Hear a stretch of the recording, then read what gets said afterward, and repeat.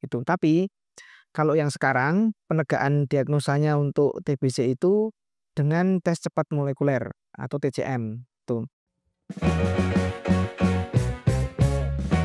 Oh, berarti untuk, pengobatan TB ini, ada nggak ya dokter sekiranya kalau misalkan kita sudah, dinyatakan nih terkena TB, sudah melakukan prosedur dari tadi ya dokter cek dahak juga itu, kemudian kita positif terkena TBC, apakah itu nanti ada pengobatannya dokter?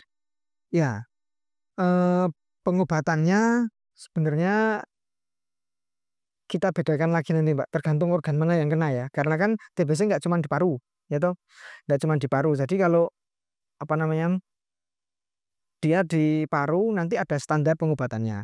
Kalau TBC kelenjar ada pengobatannya standarnya sendiri gitu. TBC usus juga ada sendiri gitu. Dan memang kalau, eee, tes cepat molekuler yang sudah berjalan di sini nggih, di Kabupaten Magelang ini, itu spesimen yang bisa diperiksa baru dahak, itu. Sebenarnya kan bisa bisa spesimen yang lain dari bagian tubuh yang lain gitu.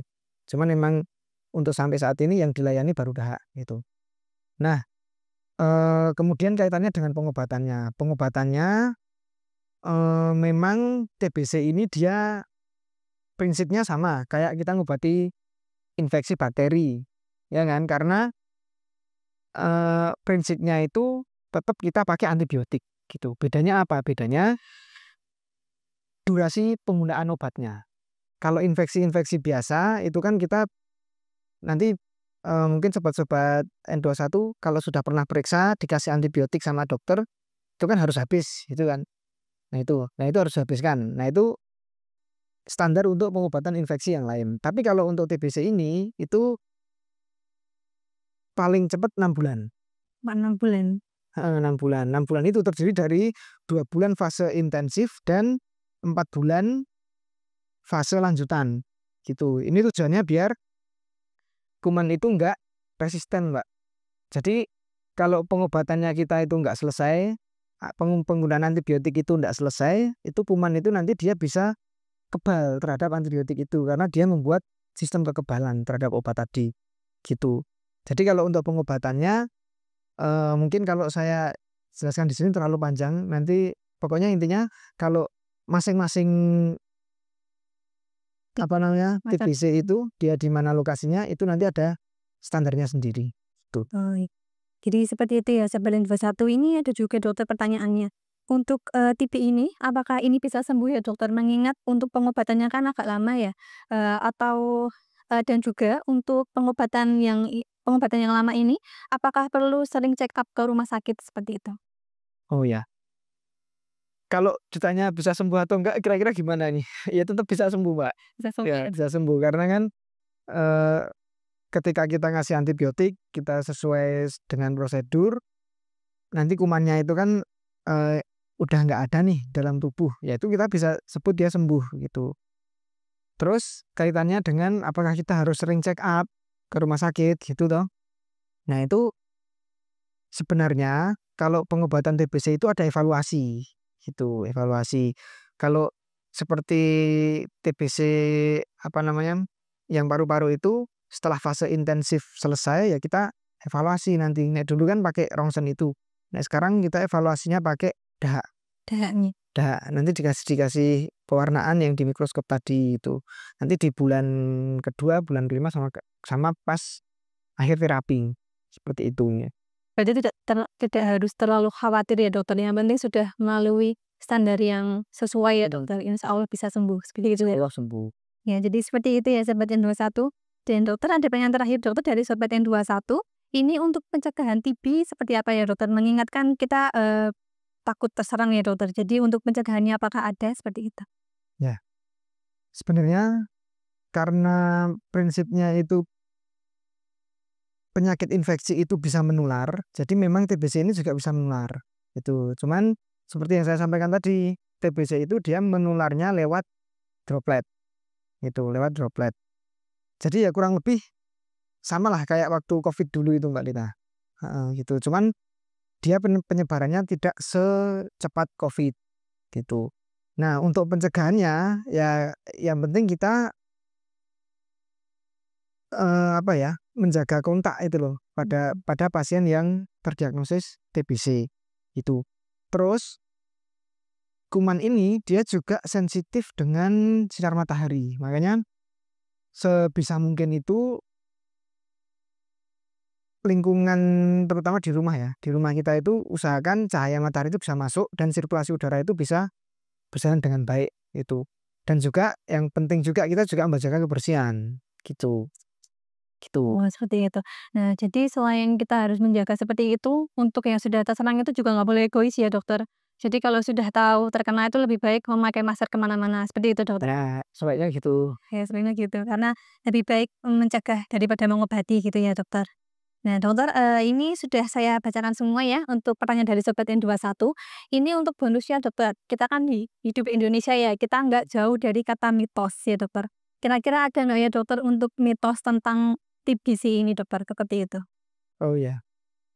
Jadi memang terkait dengan TBC ini ada beberapa mitos, Pak. Yang pertama, ada yang mengatakan kalau TBC ini hanya menyerang pada orang yang daya tahan tubuhnya itu rendah atau imunnya itu rendah gitu. Tapi kenyataannya ya ketika kita kontak dengan Mycobacterium tuberculosis tadi dan itu masuk ke tubuh kita, ya kita bisa terinfeksi gitu. Gitu. Terus mitos yang lain itu ada yang mengatakan kalau sudah pernah flek ya, kalau orang dulu nyebutnya flek. Sudah pernah flek, sudah pengobatan sudah sembuh, nanti sudah nggak terkena lagi. Tapi pada kenyataannya itu orang yang sudah pernah terinfeksi dan pengobatan sampai sembuh pun itu masih bisa terinfeksi. Dan bahkan salah satu pasien kita itu ada yang seperti itu. Jadi dulu pernah pengobatan sampai sembuh, dinyatakan sembuh, Terus lanjut lagi. terkena lagi gitu. Ya karena apa ya? Karena terinfeksi lagi. Iya, kurang pencegahannya ya, dokter, ya? Heeh. Terus termasuk juga pencegahan kan ada yang pakai vaksin BCG itu kan Iya, dulu kita waktu lengkap. masih kecil itu ya? Heeh, Iya. vaksinnya lengkap itu. Nah itu ada yang mengatakan kalau sudah divaksin nanti kita sudah nggak mungkin kena gitu. Iya, katanya seperti itu. Heeh, tapi kenyataannya ya tetap tetap masih bisa, Mbak. Sebenarnya kan vaksin BCG itu dia yang dibuat itu bukan dari Mycobacterium tuberculosis, tapi dari Mycobacterium yang lain, saya lupa namanya. Itu. Jadi nanti orang yang sudah pernah imunisasi BCG ya itu masih mungkin tertular itu. Terus sama satu lagi ini yang apa namanya cukup ini ya, TBC itu penyakit langka. Katanya Iya, seperti itu. mitosnya seperti itu memang, dokter. Tapi ternyata Indonesia itu adalah negara dengan kasus TBC terbanyak nomor 2 di dunia. Itu. Cukup tinggi ya, dokter, ya? Bukan cukup tinggi lagi, Mbak. Iya, Memang tinggi. Memang tinggi. peringkat kedua. Jadi penyakit TBC ini dia bukan bukan penyakit langka ya. Terus ada juga yang bilang kalau TBC itu hanya menyerang pada orang dengan sosial ekonomi menengah ke bawah. Tapi kenyataannya ya enggak. Intinya kan karena penyakit menular itu ya siapa aja yang tertular itu tetap akan bisa gitu. Berarti emang nggak pandang bulu seperti itu ya, Tidak pandang dokter? bulu. Yang kena. Iya, sama-sama. Jadi memang kita harus selalu menjaga keadaan dan juga kondisi kita seperti yang sudah Dokter Dima tadi sampaikan untuk, pencegahannya. Nah, kita bisa mengikuti saran dokter, seperti itu ya, dokter, ya? Oke, untuk Sobat N21, pertanyaan sudah saya bacakan semua, dokter, sudah selesai pertanyaan, dokter. Terima kasih sekali untuk jawabannya. Untuk Sobat N21, apabila ingin menanyakan lebih banyak lagi, nanti bisa, melalui sosial media kita di bawah ini. Nanti kita akan bahas lagi, bisa kita bahas dengan dokter yang lain ataupun dengan Dokter Bima lagi, seperti ya, dokter, ya? Terakhir sebagai penutup, dokter ada kesan-pesan sekalian boleh nutup podcast kita yang spesial di hari ini? Oh ya. Terima kasih untuk Sobat N21 yang sudah bergabung di podcast kali ini. Mungkin sebagai penutup, karena TBC ini adalah penyakit yang sudah menjadi program nasional ya. Jadi dari penegakan diagnosis sampai pengobatan itu sudah dibiayai oleh negara. Tuh. Jadi sobat-sobat tidak usah khawatir. Itu kalau merasa saya kok ada gejala batuk lama misalnya gitu, batuk lama terus sudah berobat tuh nggak sembuh-sembuh kok, atau pas tidur itu tiba-tiba keringat dingin itu ke Atau mungkin kok nggak ngapa-ngapain tapi kok berat badannya turun. Kadang kita ngerasanya itu kok badannya jadi longgar, jalan jadi longgar kayak gitu. Atau mungkin ada pembesaran di kelenjar getah bening, bisa macam-macam, bisa di leher, bisa di ketiak, mohon maaf bisa di lipat paha, ya macam-macam lah kayak gitu.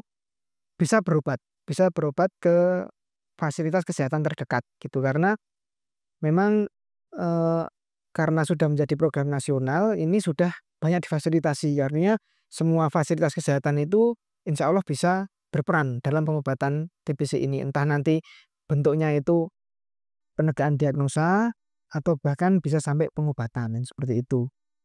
Mungkin itu untuk sebagai penutup dari saya. Terima kasih untuk kebersamaannya, juga terima kasih untuk Mbak Lita ya. Terima kasih Dokter juga ya sudah menjawab beberapa pertanyaan dari Sobat N21 ya Dokter ya.